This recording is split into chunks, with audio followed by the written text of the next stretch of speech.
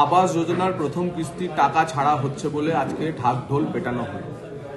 আমাদের স্পষ্ট প্রশ্ন যে আবাস যোজনা লাখ দশেক মানুষকে টাকা দিয়ে প্রায় ৪৫ লক্ষ মানুষের সঙ্গে কেন প্রতারণা করা হলো?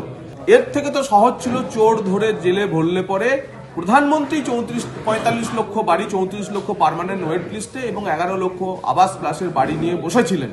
তাহলে এই পশ্চিমবঙ্গের মানুষের সঙ্গে প্রতারণা যে এত মানুষ বাড়ি পেল না, তার জবাব মুখ্যমন্ত্রীকে দিতে হবে। কেন্দ্রীয় সরকার তার কথা রাখেনি। গত ৩ বছর ধরে আবাস যোজনার টাকা দেয় না।